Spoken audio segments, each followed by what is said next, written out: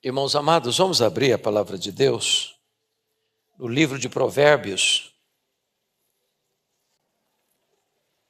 capítulo 24, o versículo 16. Como o texto está na tela, eu peço à igreja para ler comigo, por favor. Porque 7 vezes cairá o justo e se levantará, mas os perversos são derribados pela calamidade. Haddon Robson, talvez a maior autoridade sobre homilética, preparação de sermão deste século, disse que um pregador deveria pregar um sermão tópico, ou seja, sobre um assunto, a cada 10 anos. E terminar de pregar, pedir perdão para Deus. Eu vou correr esse risco nesta noite.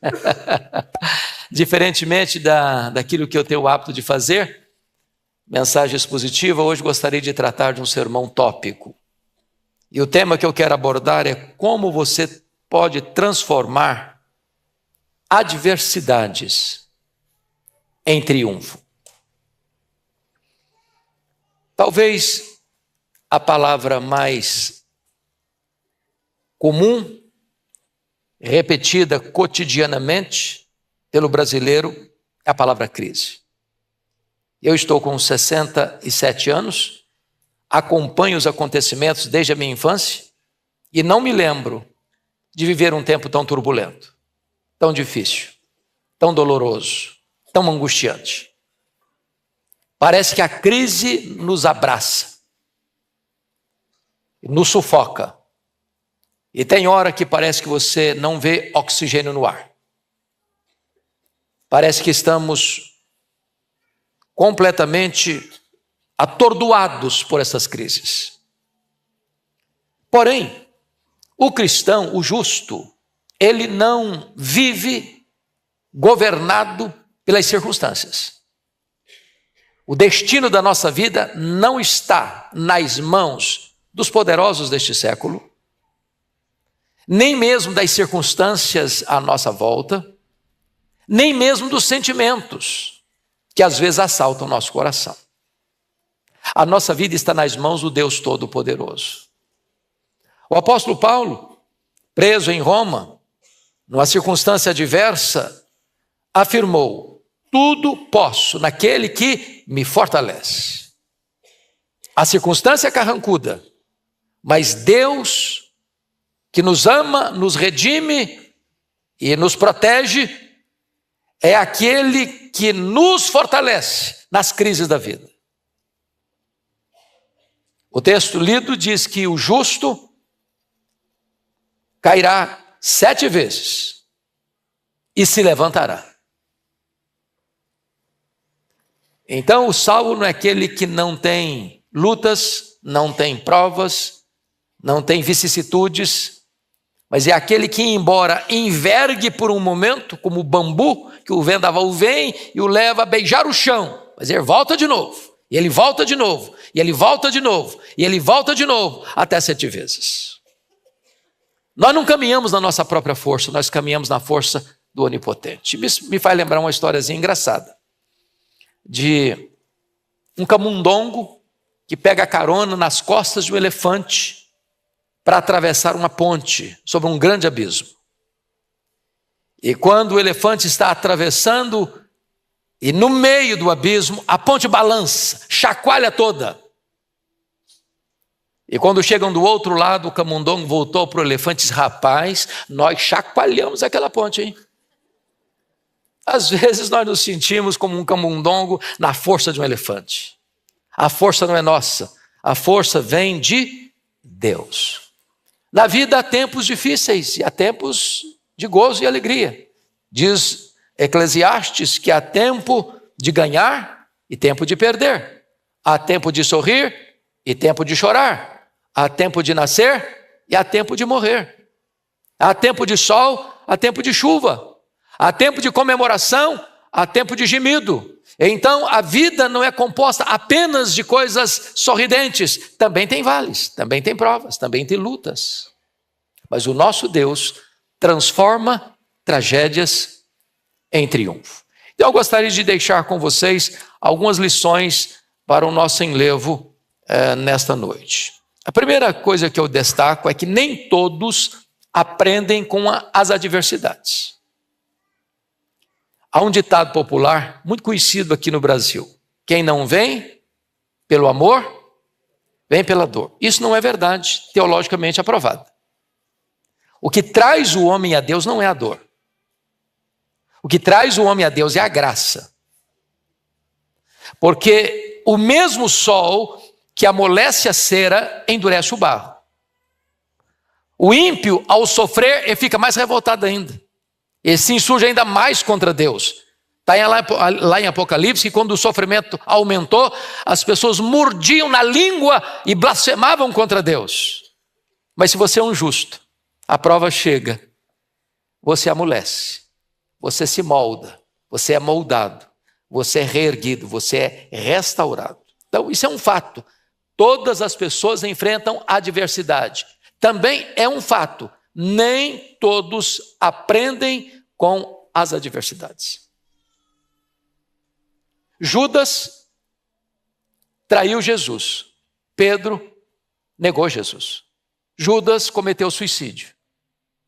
Pedro foi restaurado por Jesus.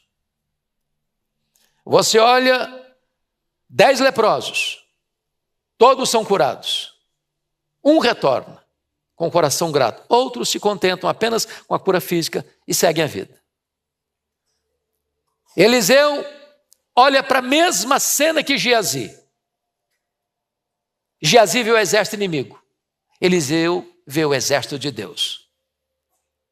Se você é um homem e uma mulher que confia em Deus, você olha a crise e olha quem está por trás, controlando e sustentando a sua vida. Se você não confia em Deus, você se apavora diante da crise e naufraga. Quantas pessoas que, diante das adversidades, jogam a toalha e desistem. Vem à minha mente agora a história de um pastor metodista que escreve o seu primeiro livro, O Poder do Pensamento Positivo, e procura uma editora para publicar. Eu acho que até hoje esse é um problema grave. Toda pessoa que vai escrever seu primeiro livro, via de regra, tem dificuldade de publicar o seu livro. As editoras olham do ponto de vista comercial. Elas não querem fazer um contrato de risco, elas não querem enfrentar uma situação de investir numa obra e não saber se essa obra vai dar certo. Então ele escreveu o livro, bateu em várias portas, nenhuma editora se interessou pelo livro. Ele chegou em casa frustrado, jogou os rascunhos do livro no lixo e disse: no lixo vão ficar os meus sonhos de escritor. Dona Ruth, sua mulher, mais crente e mais otimista do que ele, como via de regra as mulheres são, disse: eu acredito nos seus sonhos e vou lutar por eles. Pega o rascunho do lixo, bate em outras portas, encontrou uma editora que se interessou pelo livro. Este livro já vendeu mais de 40 milhões de exemplares. Um dos maiores best-sellers da literatura. Estavam no lixo. Então, se você encontra uma porta fechada, se você encontra uma adversidade, não jogue a toalha, não desista, porque Deus é poderoso para transformar a adversidade em triunfo. Este é o seu Deus, este é o nosso Deus. Me permita ilustrar de uma maneira simples. Havia um homem ébrio, bêbado, que bagunçou a família, desperdiçou os recursos, maltratou a esposa, maltratou os filhos, e tinha 2 filhos. Esse homem morreu. E um dos filhos seguiu o mesmo caminho do pai, da embriaguez, da vida completamente desregrada, e foi parar na cadeia. O outro irmão dele, teve uma vida de sucesso pessoal, familiar, profissional, muito bem sucedido. Isso levou um repórter a ficar intrigado e fazer uma entrevista com ambos. E quando perguntou ao cara que estava lá na prisão, disse: rapaz, por que você está aqui? Ele respondeu: tendo um pai como eu tive, você acha que eu teria outro destino na vida? Aí foi entrevistar o camarada que foi bem sucedido na vida. Rapaz, como é que você conseguiu ser bem sucedido na vida? Rapaz, tendo um pai como eu tive, eu só tinha uma escolha, é ser diferente dele. É seguir um outro caminho. Eu tinha exemplo dentro de casa que o caminho seguido era tragédia. Então, por favor, ao olhar para as circunstâncias, entenda uma coisa: nem todas as pessoas aprendem com as crises. Mas se você é um justo, ainda que você caia, Deus levanta. Ainda que você caia, Deus levanta. 7 vezes, Deus levanta você. Segundo ponto que eu gostaria de partilhar: mude sua atitude diante das adversidades. Tem muita gente que vê o problema e não vê a solução. Não vai dar certo. Essa tenda não sai. Está muito caro. É muito difícil importar coisa da China. É muito complicado, não vai dar certo. Se você escutar os pessimistas, você não sai do lugar. Você não tem projeto, você não realiza nada. Você não vai para frente. Pensa comigo no Isaac. Ele está numa terra deserta. A terra está passando fome. E diz a Bíblia que ele semeia no deserto e colhe a 100 por 1. Ele entende que Deus pode reverter a situação e transformar um deserto numa terra fértil. Crise é oportunidade. É por isso que quando você encontra Paulo e Silas em Filipos, a circunstância é muito ruim. Eles foram açoitados em praça pública, eles foram humilhados em praça pública, eles foram jogados numa prisão com as costas ensanguentadas, eles foram jogados numa prisão interior, onde não tinha luz, não tinha ar fresco, onde eles tinham seus pés amarrados num tronco, e eles viram aquele cenário tão horroroso, num cenário propício para um culto de adoração a Deus, onde eles cantam e louvam o Senhor, e o milagre acontece dentro daquela cadeia. Então, nem todas as pessoas têm a mesma atitude diante das adversidades. Por exemplo, John Bunyan. Acho que todos vocês já ouviram falar de John Bunyan. Era um evangelista, batista, que pregava em praça pública em Bedford. E não se podia pregar em praça pública. E ele foi pregar em praça pública. E eles o prenderam. E diziam para ele: se você prometer de não pregar mais em praça pública, nós soltamos você. E se vocês me soltarem, eu vou para a praça pregar. E lá da cadeia, ele via sua filha primogênita cega, passando dificuldades, numa prisão imunda. Mas aquela prisão foi o ambiente propício para ele escrever a obra talvez mais lida no mundo depois da Bíblia, O Peregrino, que retrata a peregrinação do servo de Deus, deste mundo de agruras, para as mansões celestiais. Ele olhou para as circunstâncias difíceis com outros olhos. Eu acho que todos vocês que gostam de acompanhar o cenário político, não só do Brasil, mas do mundo, devem se lembrar da história de Richard Nixon. E os biógrafos dele contam que, poucos meses após a sua renúncia, o ex-presidente americano entrou numa depressão profunda, a ponto de ser hospitalizado. E ele estava completamente sem ânimo para viver, completamente arruinado, devastado pela depressão, chegando a dizer: a minha vida acabou, eu não tenho mais razão para viver, eu fracassei, eu envergonhei o meu país, meu nome está na lama. Quando de repente entra uma enfermeira apressada no quarto e diz: presidente, presidente, presidente, abra a janela. E quando ele abriu a janela, havia um avião levando uma faixa enorme com os seguintes dizeres: Senhor presidente, Deus te ama e nós também te amamos. Quem mandou fazer essa faixa e o avião voar de frente à janela foi dona Ruth Graham, esposa de Billy Graham. E conta os biógrafos de Richard Nixon que aquela atitude de Ruth Graham trouxe ânimo para o seu coração, cura para a sua alma, restauração para a sua vida. E a partir daquele momento, depois do escândalo da Watergate, ele vem a se tornar consultor sobre assuntos nacionais e internacionais. Aquela palavra entrou no seu coração e mudou o cenário da sua vida. Não importa a crise que você esteja vivendo, não importa o poço que você caiu, não importa a dor que você está passando, saiba de uma coisa: Deus ama você. Saiba que tem gente que ama você. Então não desista, então não jogue a toalha, então não retroceda, Então saiba que Deus pode intervir na sua vida e transformar o seu vale num manancial. Foi o que aconteceu com o pródigo. Ele estava lá no chiqueiro, cheio de andrajos, cheirando mal, passando fome. Num momento, uma ideia explode em sua mente. Quantos trabalhadores na casa do meu pai têm pão com fartura e eu estou aqui morrendo de fome? Levantar-me-ei, irei ter com meu pai. Eu quero dizer para você hoje, em nome de Jesus, que se você está num lugar que você não deveria estar, se você está sofrendo angústias e dores por causa das más escolhas que você fez, é hora de você voltar para a casa do Pai, é hora de você voltar para Deus, é hora de você receber o abraço de Deus, o beijo de Deus, o perdão de Deus, a restauração de Deus e o recomeço na sua história. Porque Deus levanta o justo, ainda que ele caia até 7 vezes. Terceira lição que eu gostaria de partilhar com vocês. Não creia que as adversidades sejam permanentes. Deus pode mudar a sua história. Às vezes a gente pensa que as adversidades vão durar a vida inteira. E nós não suportaríamos uma viagem todinha de turbulência. Tem hora que tem folga, sabia?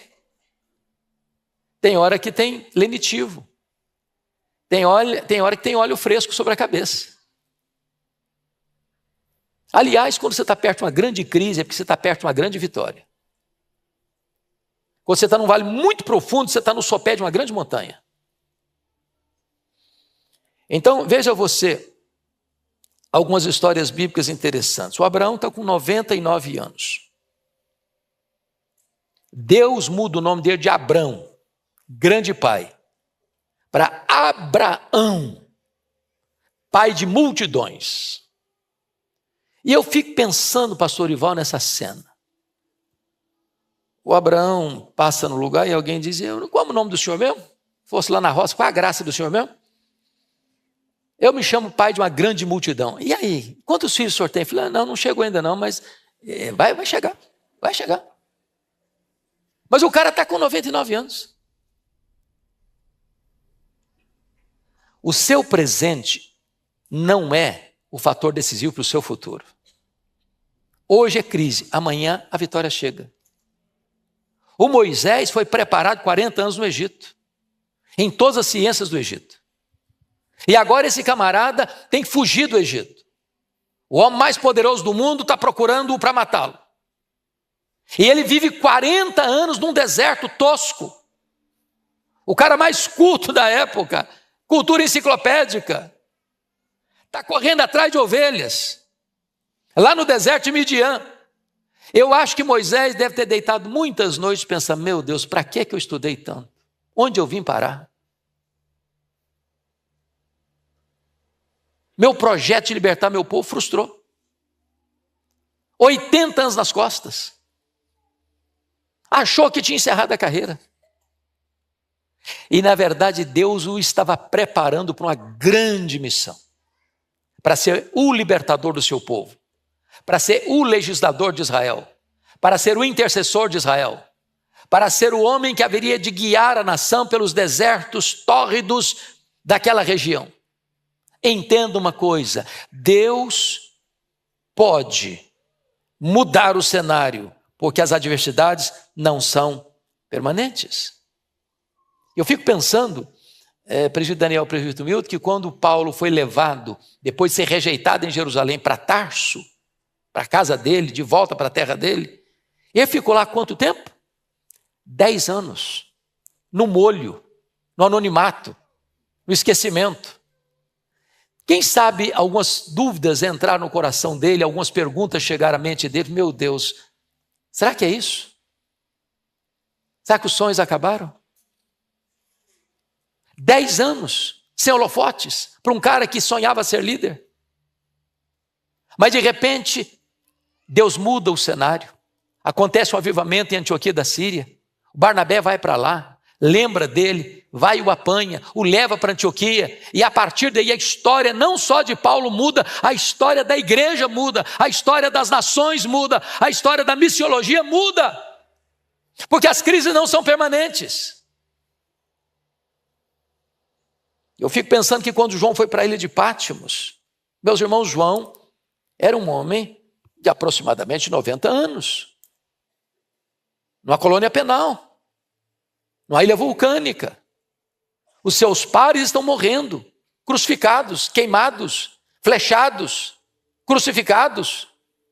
A igreja está sofrendo terrivelmente. Parecia o fim. Mas as crises não são permanentes, as adversidades não são permanentes, e de repente Deus o leva para ter uma contemplação de Deus no trono, do Cordeiro com o livro na mão, e com a história sob o controle de Deus, e Deus reverte a situação. Eu não sei qual o tamanho da crise que você está vivendo hoje, meu irmão, mas Deus pode reverter essa situação. Deus pode. Às vezes as pessoas não acreditam em você. Às vezes as pessoas olham para você e acham que você nunca vai conseguir. Carimbam você. Me permita aqui um dado muito curioso que saiu na revista Time em abril de 1986. O artigo publicado tinha o título Homens sem perspectiva de futuro. Primeiro nome da lista, Beethoven. Esse jovem tem uma maneira estranha de manusear o violino. Prefere tocar suas próprias canções ao invés de aprimorar suas técnicas. Seu professor o qualificou sem esperança como compositor. Ludwig van Beethoven, um dos maiores músicos da história. Segundo nome da lista, Walt Disney. Foi despedido por um editor de um jornal por falta de criatividade. Walt Disney foi à falência várias vezes. E hoje ninguém precisa falar do sucesso do seu empreendimento. Não estou entrando no mérito aí se é bom ou ruim, não. Thomas Alva Edison. Seu professor disse que ele era muito estúpido para aprender qualquer coisa. Mas ele se tornou o maior cientista de todos os tempos. Albert Einstein. Albert Einstein, sua tese de doutorado em Bonn foi considerada irrelevante e sofisticada. Alguns anos depois de ser expulso da Escola Politécnica de Zurique, tornou-se o pai da teoria da relatividade. Quem hoje tem dúvidas da grandeza de Albert Einstein? Quinto nome da lista, Louis Pasteur. Foi apenas um estudante medíocre. Em química foi colocado em 15º lugar num grupo de 22. Mas foi ele quem inventou a penicilina. Sexto nome da lista, Henry Ford. Primeiro homem a fabricar carros em série. Foi à falência 5 vezes antes de ser bem sucedido em seus negócios. Para fechar, um fato muito curioso. Carta a Jesus. Um consultor de relações humanas manda uma carta para Jesus. Isso aqui, obviamente, história com E. Dizendo para ele sobre os discípulos dele, em quem Jesus deveria ter confiança. E foi esse o resultado da carta. Pedro é um indivíduo muito instável emocionalmente. Vai ser um problema para o grupo. Então, esse Pedro não é confiável. Bom, André, disse o consultor, esse não tem nenhuma liderança. Tiago e João, bom, esses estão colocando seus interesses sempre em primeiro lugar. São egoístas e por isso inadequados para o trabalho. Tomé, bom, esse é um perguntador inveterado e tem uma enorme tendência a bater o ânimo do grupo. Mateus, esse encontra-se na lista negra da Associação Comercial de Jerusalém. Simão Zelote, bom, esse é de um partido de esquerda radical. Sempre quer pegar em armas para uma revolução contra Roma, uma revolução armada. Bom, Tadeu e Bartolomeu têm uma forte tendência para a depressão. Então diz a carta, porém um de seus candidatos apresenta um forte potencial. Ele é um homem hábil, se relaciona bem com as pessoas, tem uma mente muito imaginativa, tem os contatos certos nos lugares certos, é inteligente, é ambicioso, é responsável e, portanto, essa consultoria tem o prazer de lhe recomendar Judas Iscariotes como seu homem de confiança e seu braço direito.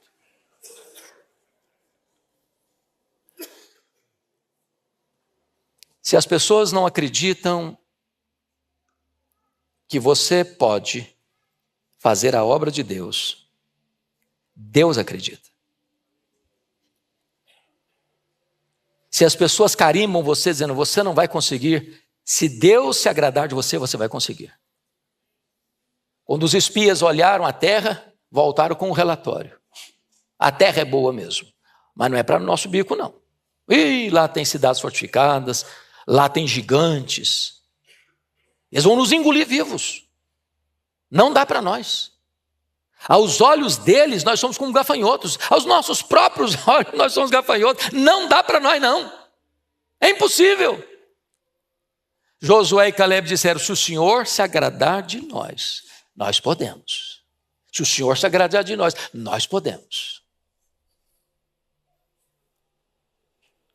Quarta lição que eu gostaria de partilhar.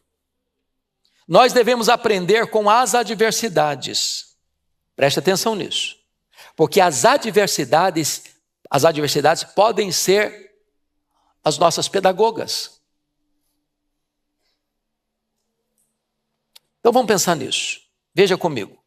Davi disse no Salmo 119, versículo 71, foi-me bom ter passado pela aflição para que eu aprendesse os teus decretos.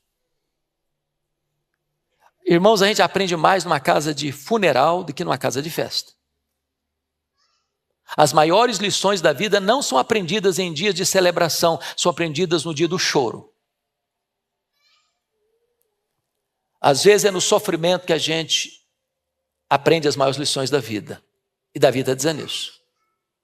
O apóstolo Paulo, estando preso em Roma, depois de ter enfrentado tantas agruras nas suas viagens missionárias, preso aqui, açoitado com varas acolá, apedrejado ali, acusado acolá, ele vai olhar esse cenário e dizer, meus irmãos, eu quero que vocês saibam que as coisas que me aconteceram têm antes contribuído para o progresso do Evangelho. Ou seja, aprenda, meu amado irmão, com as adversidades. Em vez de você ficar endurecido, seja moldado por Deus nessas dificuldades. Segundo ponto, na adversidade olhe para Jesus e prossiga em vez de ficar desanimado. Tem hora que você fica desanimado? Aqui para nós. Tem hora que você diz, eu acho que eu vou dar uma parada. Estou fazendo o meu melhor, só estou levando burdoada na cabeça. Tem hora que você está de tanque vazio. Tem hora que você está andando na reserva. O que você vai fazer? O apóstolo Paulo, na carta aos Filipenses, diz, uma coisa eu faço, esquecendo-me das coisas que para trás ficam, prossigo para o alvo, avanço, para o prêmio da soberana vocação de Deus em Cristo Jesus. Pare de ficar olhando demais para as lentes do retrovisor. Põe os seus olhos em Jesus. E caminhe para frente.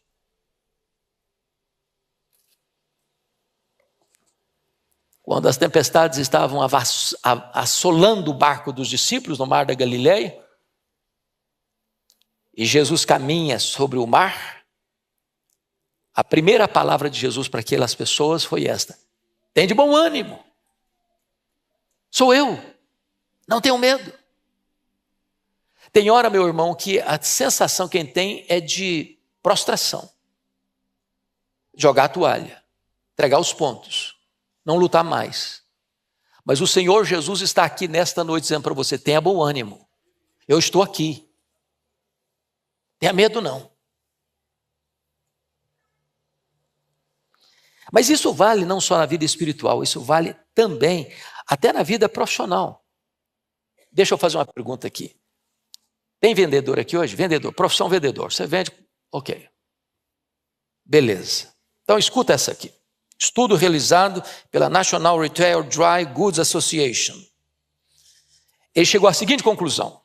48% de todos os vendedores fazem a primeira tentativa de vender e param. Não deu certo, o cara não quis. Bom, se não quis, você não vai vender porque não quer. 48%. 25% de todos os vendedores fazem 2 tentativas de vender e param. Terceiro, 15% de todos os vendedores fazem 3 tentativas de vender e param. 12% de todos os vendedores persistem. 12% de todos os vendedores realizam 80% de todas as vendas que são realizadas. Em outras palavras, não desista ao sinal da primeira dificuldade. Não retroceda diante do primeiro problema. Você caiu, está na hora de levantar. Caiu de novo, levanta outra vez. Caiu terceira vez, está na hora de eu levantar de novo. O justo cai e levanta até 7 vezes. E 7 é um número ideal, é um número perfeito. Onde há um coração quebrantado, onde há disposição de aprendizado, onde você está olhando para Deus, onde você compreende que Deus é que está no controle da situação, Deus dá força para você se levantar, botar o pé na estrada e continuar caminhando. Bom, permita-me encorajar você a não retroceder. E eu gostaria de dar mais um dado histórico, para mim importante. Eu digo importante porque eu amo política desde a minha infância. Acho que vocês todos sabem que meu grande sonho de juventude era ser político e advogado. Até que Deus me chamou para o ministério, eu desisti. Mas acompanho o político com muito interesse até hoje. E sofro demais por isso. Talvez uma das pessoas para mim mais incríveis na história chama-se Abraham Lincoln, 16º presidente dos Estados Unidos. Então escute a história dele.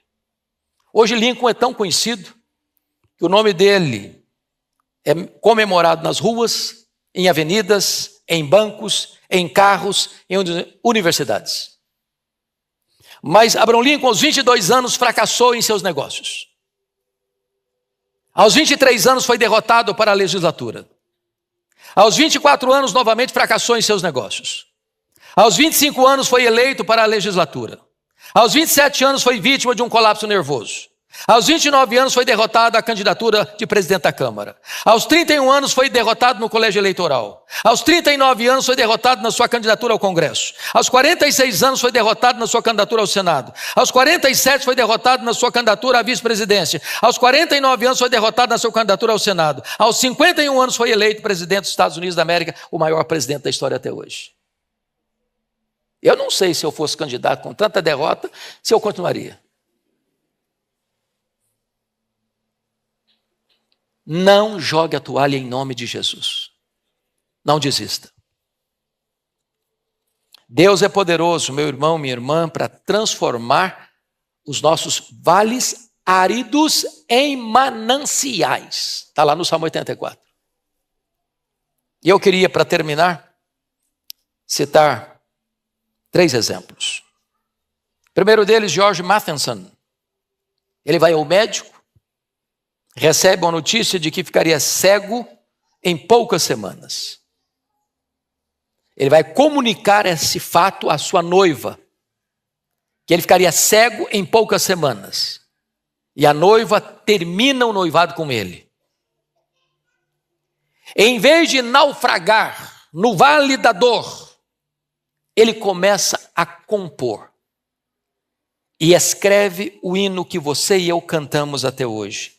Amor, que por amor desceste, amor, que por amor morreste, ó quanta dor não padeceste, minha alma vieste resgatar e meu amor ganhar. Eu não vou fazer igual o pastor Orival, porque poucos dias aqui ele fez um solo aqui, eu estava acompanhando e falei, Orival como cantor é um bom pregador. Eu acho que eu sou pior do que ele como cantor.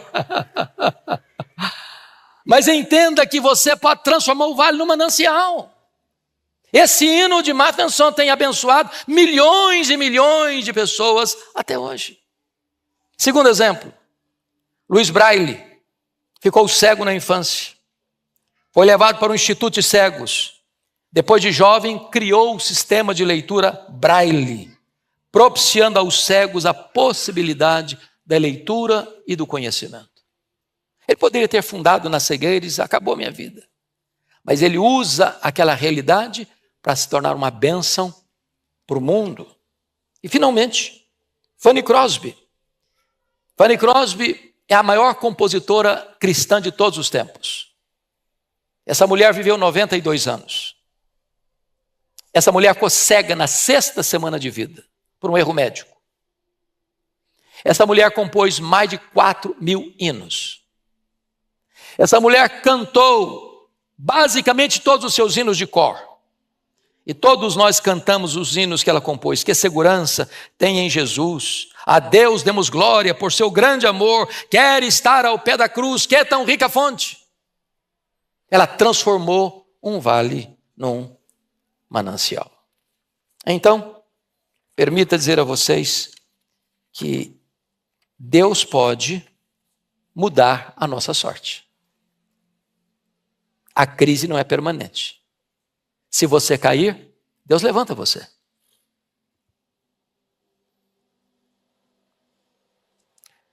Quem sabe você e eu hoje pudéssemos fazer a oração de Jabes.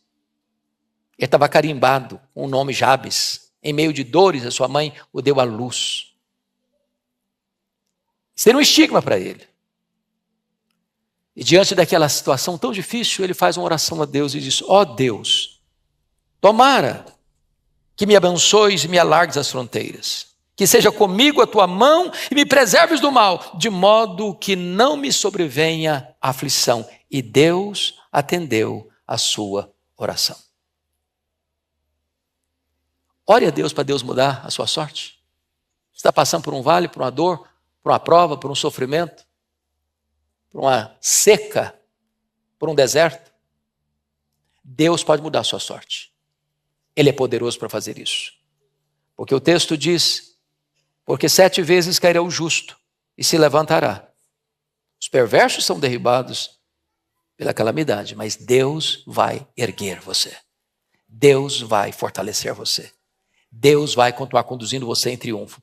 Em Jesus você é mais do que vencedor. Deus nos ajude. Deus nos abençoe.